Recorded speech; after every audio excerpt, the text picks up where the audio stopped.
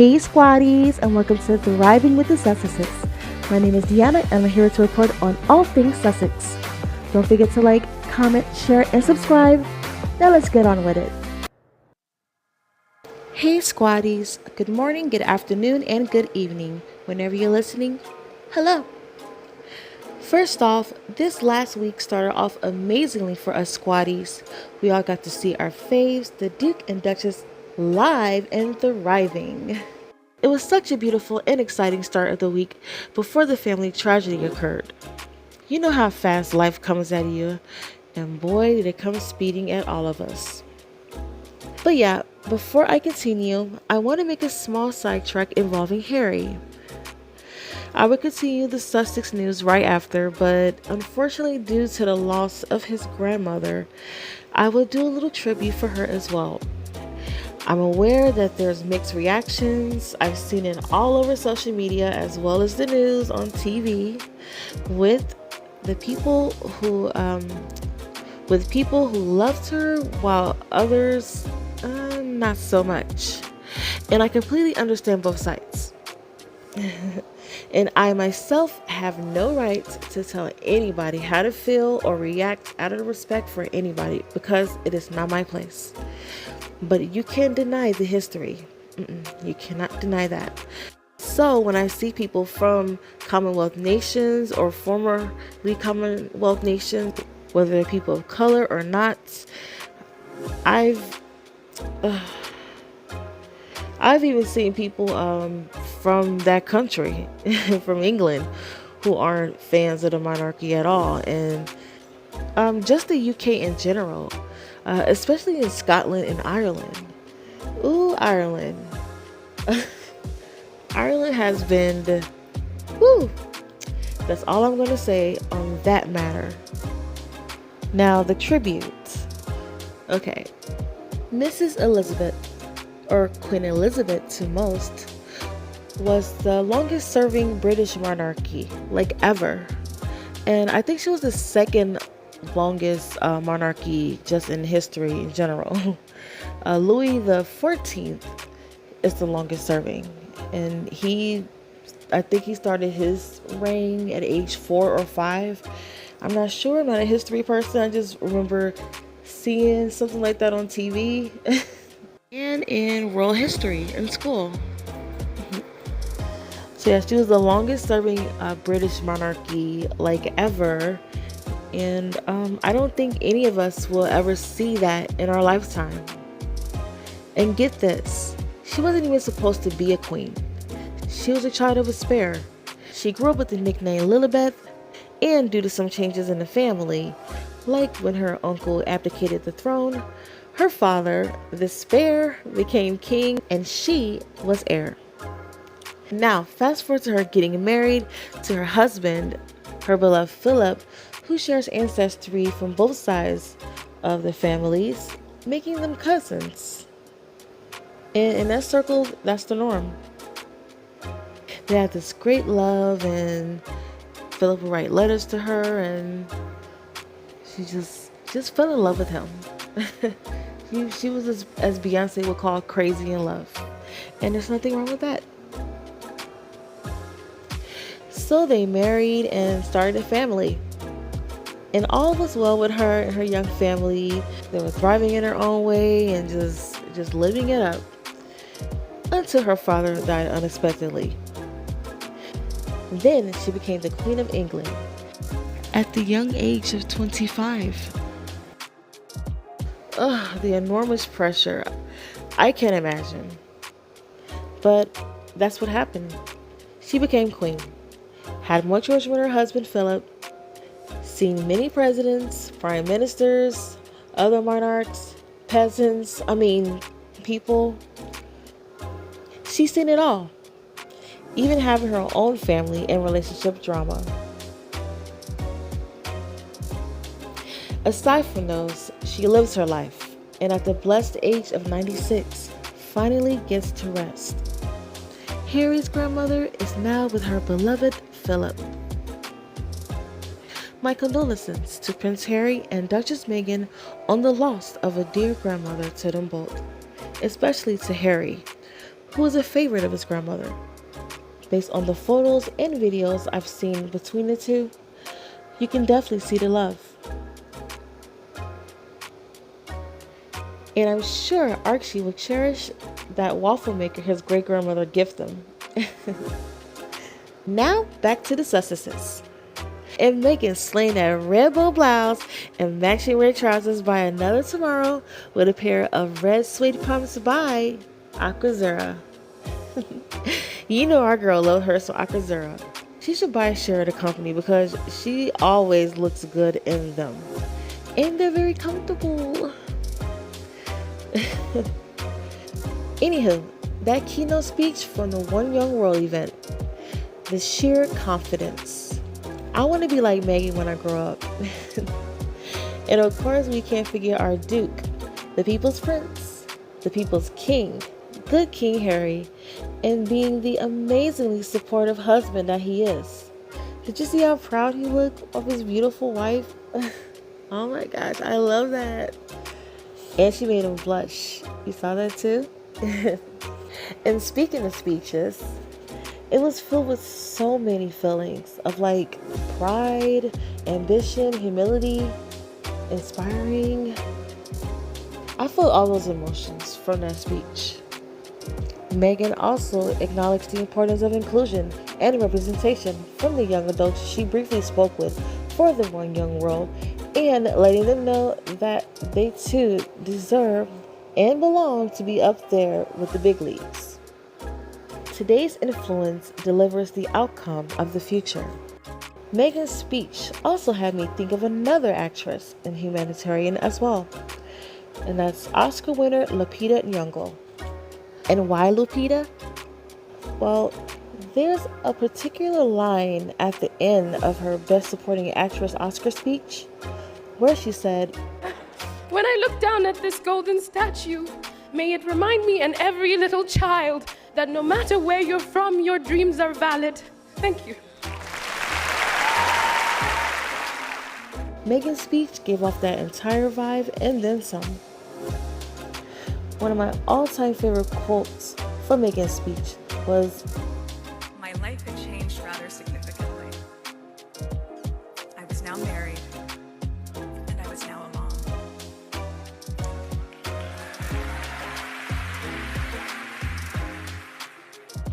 her entire look on life changed once she became a mother.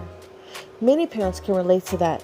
What you thought you believed in yesterday can either be the opposite of what you used to believe in, or seen on a completely thorough lens. You want to fight to make sure that the future is better for your child, more than it has ever been for you. Whether your upbringing was good or bad, you just want better for them. Meghan had so many superb moments during that keynote speech, and it showed once again how influential she truly is. Not even her biggest critics could deny that. No matter how many times they try to spin, the girl has it. She is it. Always has been. The way she beautifully honored her husband's work and inspired the promising future to the youth made my heart flutter. It was absolutely eloquent. It was everything. It was influential. Now onto Dusseldorf, Germany. Harry and Meghan's warm welcome from Dusseldorf came as to no surprise. They are outstanding people and are the true representation of humanity and royalty. My love, my significant other, is from Germany and has the kindest heart. Most of the people there do. And did I mention how beautiful it is there? I'm so happy. No, I'm proud that Dusseldorf is hosting the Avensis Games next year. I'm still debating if we'll fly out there to witness the festivities in person. I'll let you know, but right now it's leaning more on no, but hey, anything's possible, right? So I've seen this really sweet video from a fellow Squaddie in Dusseldorf. The video was posted from Sussex_squad Instagram page, and it just shows that Harry and Meghan have a lot more love than hate out there in the world. Their love outweighs the hate, proving once again that the smear campaigns are a huge fail. Anywho, here's the video. Ich finde sie super, ich finde sie sehr viel authentischer als Kate und William. Also ich bin mehr Harry und Meghan Seite. Ich finde es super, dass sie ihr Ding machen, dass sie das Richtige für ihre Familie tun und kann sie da nur unterstützen. And another page, this time on Twitter, tweeted absolute facts regarding the British tabloids and the Sussexes. The tabloids are never original. They always come up with the same type of tweets. They flick out whenever, just whenever Harry and Meghan are just busy minding their own happy and unbothered businesses. Here's a tweet from my royal account. Before every Sussex trip, the family briefs that it snubbed them. During the trip, it complains that the Sussexes snubbed the rest of the family. Afterwards, it goes back to the briefing that the Sussexes were really the ones who were being snubbed. I agree with that tweet wholeheartedly. It just shows the power the Sussexes unknowingly hold over these crazed and insecure rotaheads. Harry and Meghan prove that they can live a completely independent life outside the British royal family without their resources or funds. They're financially independent, and instead of being happy for them, full less royals to fund taxpayer funds to, it's the complete opposite. They're hated on, all because of their independence in money and in life. In general. Ooh, and they absolutely hate it when the Sussexes are invited to these prestigious events. Don't hate them because they're influential. Now onto Archetypes. And on episode 3, Mindy Kaling spoke with Meghan about the stigma of the singleton. On this particular episode, the discussion was about the single woman, and it really hit close to home to many, myself included. The podcast started off with Meghan telling a story about her 14-year-old self planning her own wedding. It was a school assignment for her religion to Catholic class that her school had all the girls in her grade at the time, I'm assuming, do. She mentioned getting the dress, the bridal dress that had the picture of the dress, where the wedding would be taking place, which is in Bel Air Hotel, and what kind of cake she'll have. And for that assignment, she got an A-. All I can say is, wow. Very dated concept, but at the time thought to be something little girls needed. Because how dare you be a single woman and be okay with it without being judged and questioned, right? And I can't believe that there are so many names and labels about women who are never married. And you have to be married by a certain age or be labeled with such names like a Thornback or an old maid, or those names sounded horrendous, especially Thornback. I mean, to me, it seems as if they try to make women who are single by choice or by an unfortunate event at that time look or seem unattractive, unappealing, undesirable. And I won't get on the topic of how creepy that sounds, because 26, that is the maximum age that women should be married by, the age of 26. And if you're not married by the age of 23, I guess they'll judge you a little bit. But if you're not married by the age of 26, that's when the huge and horrendous outcasting occurs. That was horrible, because I'm not being biased when I say 26 isn't old, because I don't think it's old. Do you think 26 is old? Oh my goodness. It is not old. But that depends on the time period, I guess. And like I said, to me, that sounds creepy. I mean, it just sounds creepy to me, okay? I try to be open-minded, regarding that, but that's deeply disturbing. And to think that all these labels were most likely made from men who went after younger women who who shouldn't have even been called women in the first place. They were teenagers. Most of them were, at least. Most of them were at least under the age of 18. Come on, let's be real about that. Anyway, back to what Meghan was discussing. This time with Rebecca Traister on the gender role in a marriage, where the man was the sole provider, because a working woman, particularly a spinster, if she was fortunate enough to get engaged and married, she had to quit her job and marry this man who makes the money while she stay home and take care of the kids and the house, putting all her trust and dependency on this man while also having to sleep with him. That was the most important role. Dependency and being that submissive wife, milking that man's ego amongst other things. That woman, she had to change her name to her husband's name. Men had it made, okay? And they still do, because in many circles, as Meghan mentioned, this is the ideal way of life. And I'm still stuck on that label Thornback. That sounds horrible. And Meghan was reminded of the label Singleton from Bridget Jones' Diary. The podcast continued with writer, producer, actress Mindy Kaling, who shared that she was a child who spent a lot of time alone. She didn't watch TV growing up and read a lot. It also helped shape her writing, and as a dark-skinned Indian woman, was expected to get married by a certain time frame.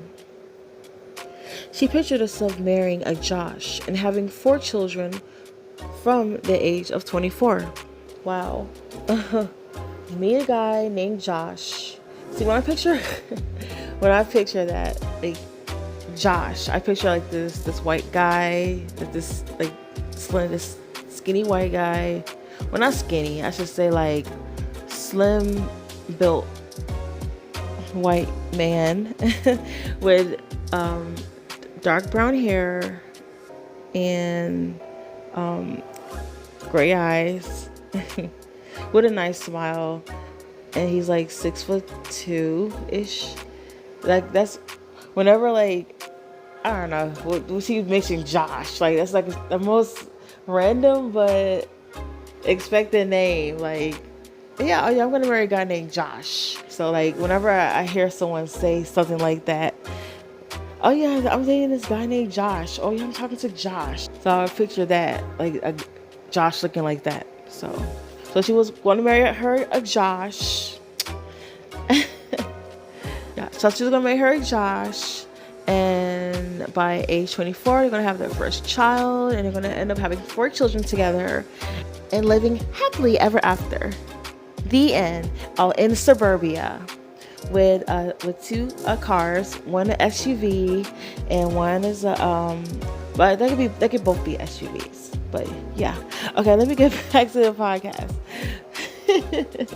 So that time came and went with no Josh or kids, mainly because her job working at the television show The Office started when she was that age, 24.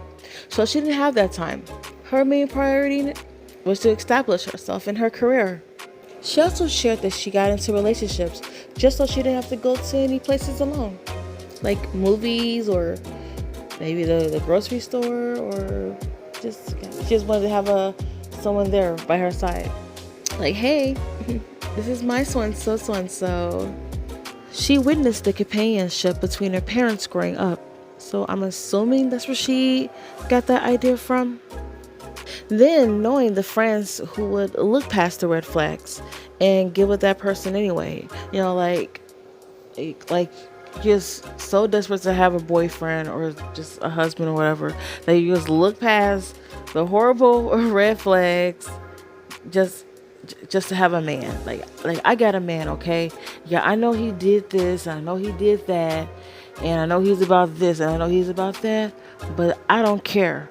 Just as long as I got a man, that's all that matters. That's,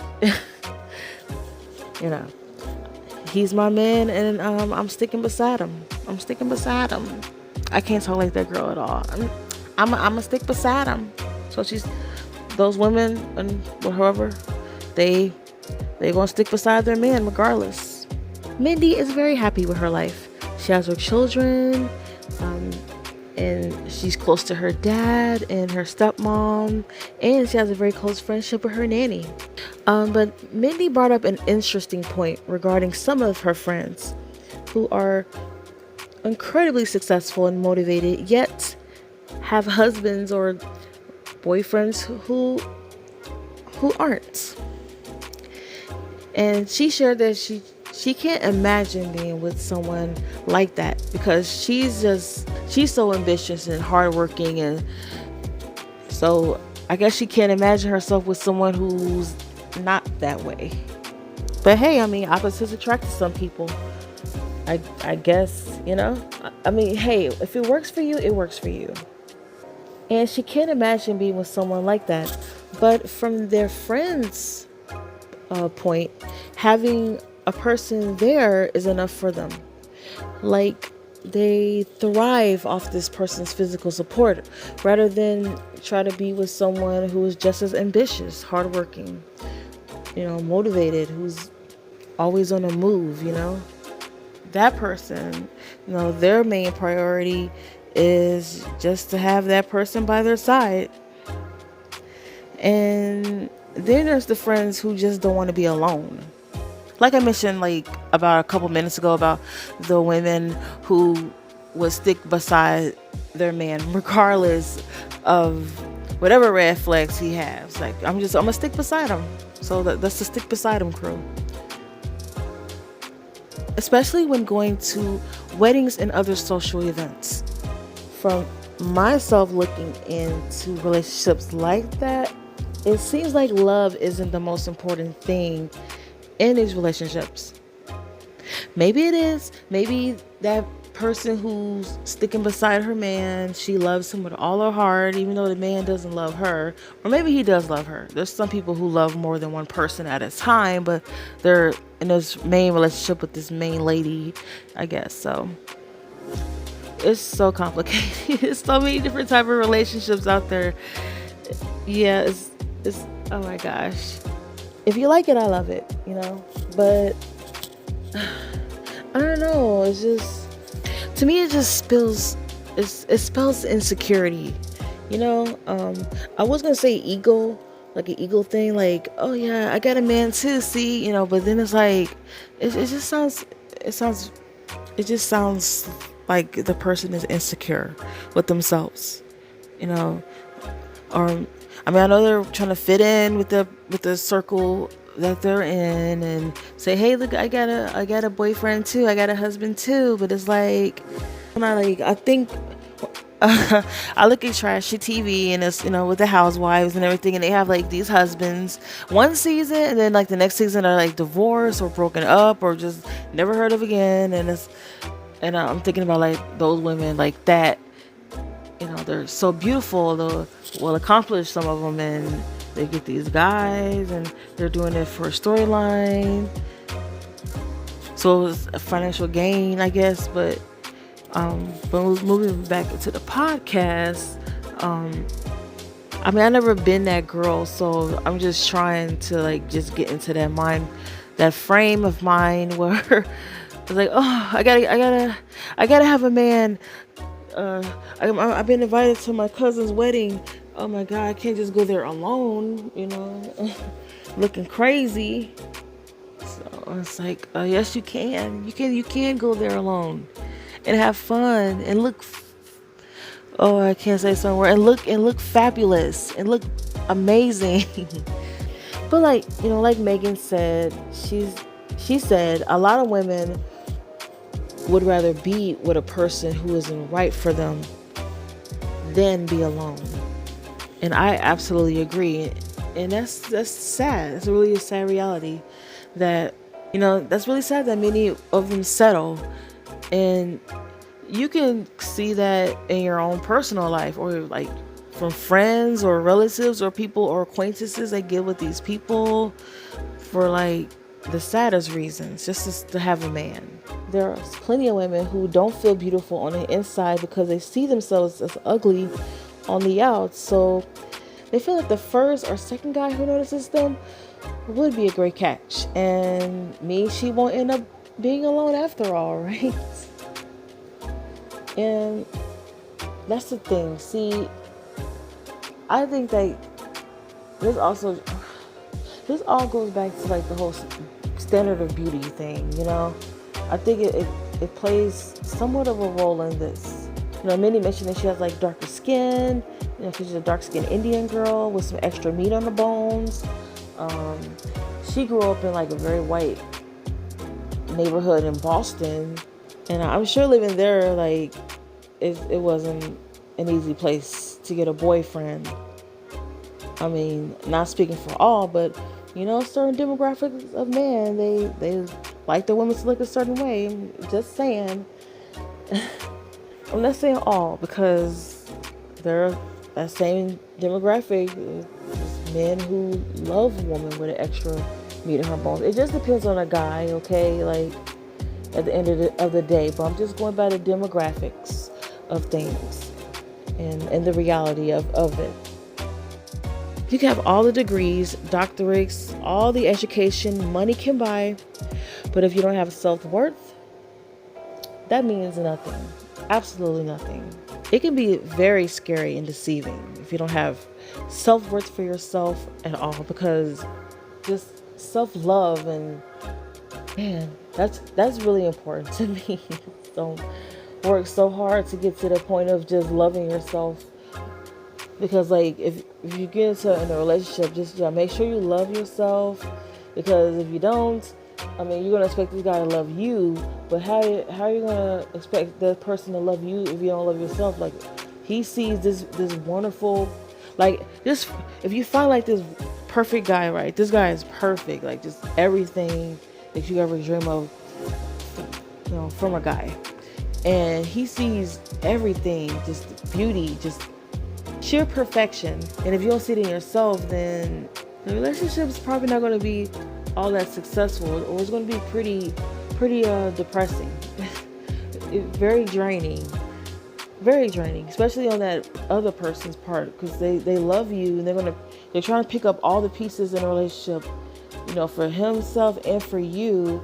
And it's like, anyway, Mindy shared on how all her friends had boyfriends in high school and college, from losing their virginities and falling in love and la-di-da while watching from the sidelines, which benefited for her financially as a writer.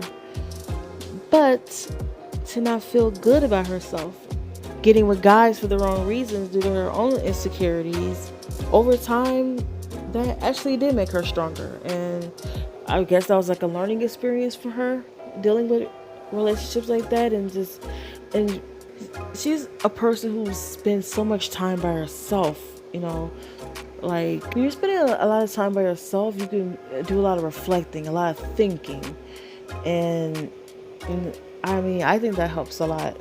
I spend a lot of time by myself.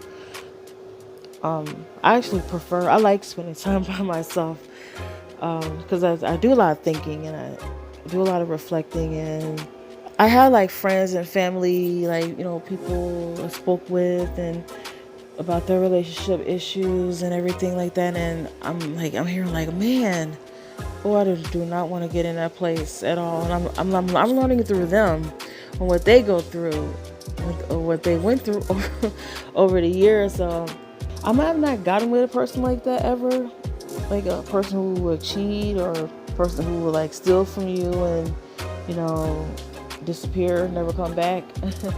But just I'm learning through these people on what they tell me, and I'm like, dang, I really got to be careful out here. I don't want anyone stealing from me, and going to my bank account, or going to my phone and taking stuff out of my account, or having a horrible boyfriend talk trash about me to his friends, or while I'm taking care of the house and everything, and making sure his dirty drawers are clean every day. Like, I learned about a lot of what to do's and what not to do's and who to date and who not to date type of scenarios through loved ones and close friends. And hey, it's still a work in progress. Even if you're like put together and everything, you still have a lot of learning to do, a lot of progress. As long as you're alive, you still have growth to fulfill. That's how I see it.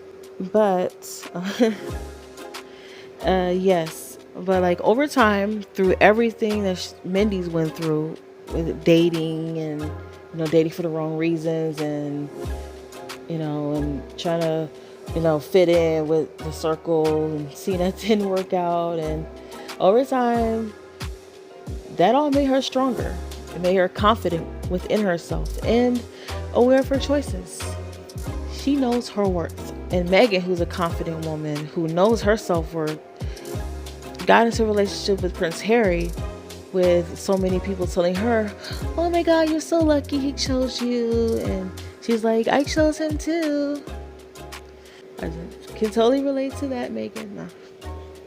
Oh my God, I hate that. I really hate when people do that too. Like, oh my God, you're so lucky to have this. You're so lucky that you're with this guy. Oh my gosh. Oh, I heard that he makes this much money. Yeah, I've heard that. Oh, oh, you're so lucky. You don't even have to work, and yet you're working. Why? Because I want to. Okay, see, I'll keep getting sidetracked by this. Okay. And also sharing that response to all those people are saying, oh my God, you're so lucky that Harry chose you. Prince Harry told Meghan they got it all wrong. I'm the lucky one. You chose me. And she was definitely right when she said it's usually gendered. Because it is. I mean, the women just have to be so lucky to have this great guy just because he's this and that. So, totally understand. And then Mindy opened up more on having that male role in her children's life. Having that dad role, she and her father are close, and then she wonders, what her children ask her about, like, why don't we have a daddy, or where's my daddy? Like, my friend has a daddy, like, can I have a daddy too? I guess, I don't know. You know how kids are. They'll come back and ask questions, I guess, like that. I'm assuming. And I'm sure that's very hard for her. And I'm sure she'll have a solution when that time does come. And while she's very happy with her current state of having children alone, she can't help but wonder culturally what her family in India think about her choice. And that's normal too. I mean, every now and then, you're happy with your life, with the peace, and then like all of a sudden that little teeny tiny little negative thought will pop up. Like, I wonder how people feel about me doing this. It's like, whatever. It's my life. They're not. Whatever. I'm good. It's my life. And then there's going to the social gatherings and being that single friend who all of a sudden gets all this unnecessary pity from friends who are in these relationships, saying, oh, she's going at it alone and nobody there by her side, or let me set you up with my cousin or my husband's business partner. He just got out of a divorce and he's looking, or he's a lawyer and he likes a girl with a big butt and a cute smile. Okay, I'm sure no one ever said that, and if they did, they're cheesy. But those friends, they do that. It's like if you're single and then they try to set you up with somebody, you're like. And then you have to tell them, look, I'm well established. I'm happy with my current state, but thank you for the offer, okay? But not right now. I'm good. I'm happy where I'm at right now. While it's nice to lie in bed with a man who loves you, it's also nice to lie in a bed knowing you love yourself. That's how I see it. The podcast went on about Mindy's fashion, and yes, she has excellent fashion moments. She looked absolutely beautiful from the picture that was posted of Mindy in the podcast studio with Meghan. The podcast went on about Mindy's fashion, and yes, she has excellent fashion moments. She's quite beautiful, and I really love that hot pink dress that she wore. The hot pink dress she wore. I would wear something like that. It looks really beautiful on brown skin. It looks beautiful on any skin, but I'm just saying, like, with her skin, it looks beautiful. That color on her like that, and I think you could wear a dress like that in pretty much all year round, including the winter. Like if you put with some cute leggings or tights with it and boots. So yeah, and a cute jacket and everything. Okay, let me be quiet now. She wore a Lila Rose dress at her first Met Gala.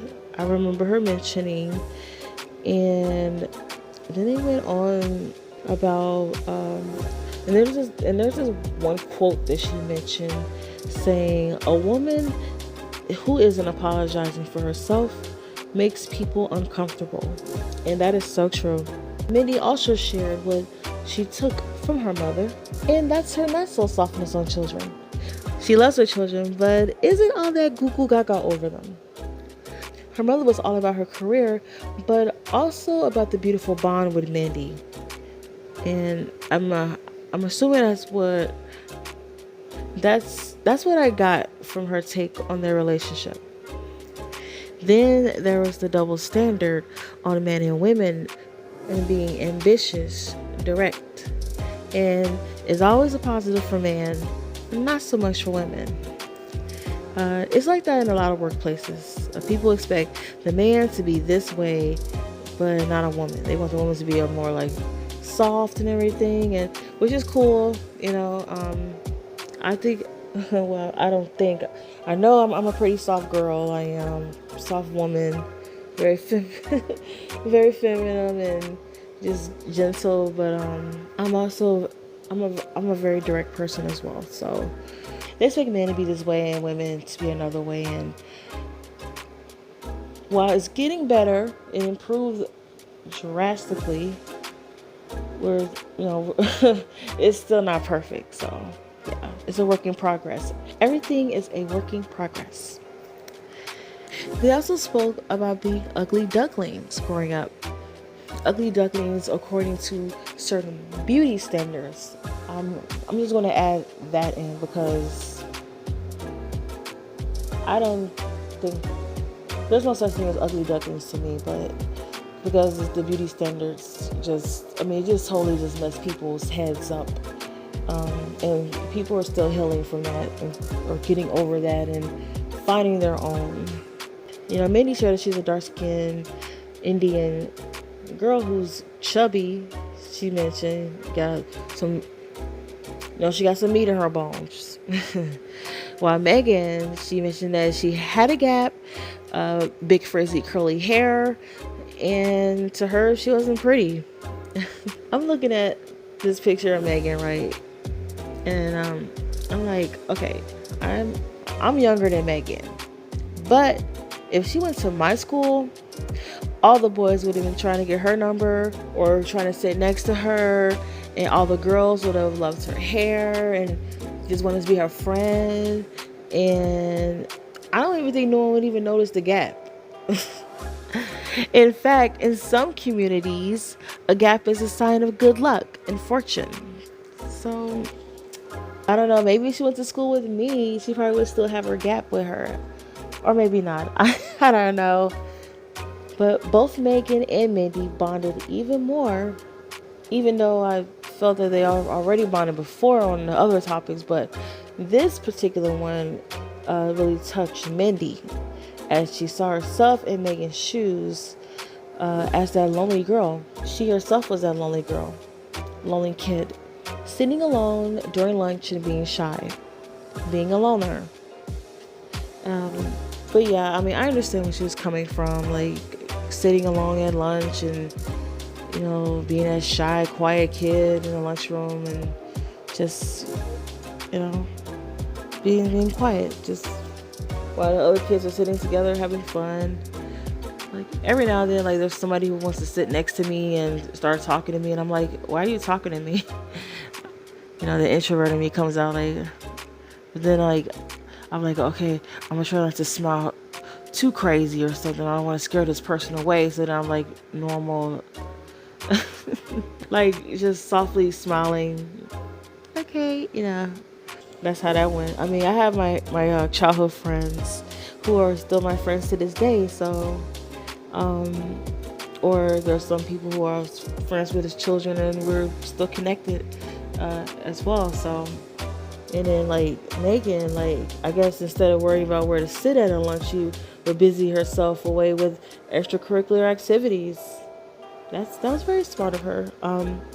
You know, not everybody had that that luxury, but yeah, that was very smart. I mean, I would go into my in one of my science classes and just hang out there for lunch sometimes too, because I just don't want to be bothered with all the noise and everything. Just talking, and then like after a certain amount of time, I go downstairs because I mean I have my friends, but yeah, I understand the whole lonely thing, the loner thing, and I'm sure a lot of people do as well. So we'll walk downstairs and just go outside and enjoy the nice fresh air. At the beginning of the podcast, Megan mentioned about an assignment about planning her wedding. She visited her old school and spoke with the girls there, and she asked about it. They had no idea what she was talking about because the assignment no longer exists. So bravo to those teachers and administrators. I love progress. I look forward to the next podcast with Margaret Chow and Lisa Lang. Whenever it comes on, I'll certainly be listening. I included all the links to all the articles or whatever sources I use and whatever songs and music I use in my videos. They will all be in the description box. And I also will be adding chapters to my videos from now on, because I'm pretty much, I guess at this point, for the most part, I'm going to be just doing my edited videos, my edited podcasts, and I will have all of them having chapters. So if you don't want to hear this particular part of the podcast, you can skip to another part and listen, or you know, whatever your heart desire. If you want to go back and hear what I said on this, then you can do that. And I would like to thank all of you for taking the time to watch my last video that I made for Harry and Meghan, using the Mariah Carey song "Anytime You Need a Friend." It was a spur of the moment decision. Like, I was in the middle of the podcast editing and I'm like, oh my gosh, this song is in my head. Ever since I saw those pictures of Harry and Meghan in the videos and everything of them, and with Meghan looking so devastated, and you know, Harry as well, but you know, he's used to it. He grew up in that life, so he can, you know, he's used to it. Like, even though he looked a bit stressed, he was sad with his grandmother and everything, just carry on. But Meghan, she's clearly devastated, and even though she's devastated, she's there for him, and he's clearly there for her. Like, they're there for each other, and it's such a beautiful, touching moment. And I'm also so happy to see people who aren't even Squaddies notice this as well. I've heard it on various cable news channels, you know, and all the other like big news channels. Like, they're taking notice about, like, notice how comforting Harry and Meghan are with one another in this time of sorrow. And I don't know if you guys are the same way, but I'm like that type of person when I'm like looking, or if I'm in a situation, whatever it is, like a certain type of song will just pop in my head, and it'll just stay in my head, like whatever, you know. Are you like that as well? So when I saw Harry and Meghan like just there with each other holding hands and rubbing each other's back and walking, and Harry of course being Meghan's bodyguard with opening and closing the door for her, and just all those moments, it was they were just so beautiful and bittersweet, and that song just popped in my head, and it just and I'm on Twitter, of course, laughing at all the funny memes about the space and everything, but I can't help but keep going back to that song while I'm seeing Harry and Meghan, and I'm like, you know what, forget it. Let me just put pause on this podcast and just do this video, put these slides on and post it. But then like right before I was about to upload it, I've thought about Harry when he was a child, when he lost his mother, and I was like, oh my God, I'm gonna add that in a video as well. And I just hope people don't get mad at me about that. Like it was actually like I was debating whether or not I should add that in, and I decided to add it in. And I'm like, you know what, if people don't like it, then hey, it is what it is. It was supposed to be a message, and I'm so happy that you all were able to understand that message, within the song. So thank you so much. I also posted on TikTok the night before, and wow, so many Squaddies on TikTok. So it was like 18,000 views at this point, I think now, and I'm like, oh my gosh, that's great. And then there's people who aren't Squaddies who I don't know, maybe they're Squaddie sympathizers, I'm not sure, but like they support Harry and Meghan. And then there's people who like are royalists, I guess. Maybe I should call them the sane royalists. they're noticing Harry and Meghan's as well, and I'm like, look at that. Like, so it was actually even though the UK tabloids try to put their little creepy odd narrative into things, people can clearly see who's the genuine couple here, who's there for each other, who support, and it's our Duke and Duchess, Harry and Meghan. I am looking forward to them finally going home and Montecito and just being at peace once again, because it is very heavy. It's so heavy. I mean, if it's heavy for us or watching this, can you imagine how, I mean, that load is hard, is intense to deal with it personally. So my hats off to Harry and Meghan, prayers to Harry and Meghan and their family. When I say their family, I mean Harry and Meghan's family in California. Hats off to them. So in the meantime, I'll let you all go. And I'm probably going to post another compilation video, fan video, whatever you call it. And I'm going to be doing short little podcasts as well for this weekend. So be on the lookout for that. And speaking of weekends, I hope yours is filled with blue skies, sunshines with positive vibes. I'd like to thank you for watching. Don't forget to like, comment, share, and subscribe, and hit that bell. My name is Deanna, and you are watching Thriving with the Sussexes. Talk to you soon.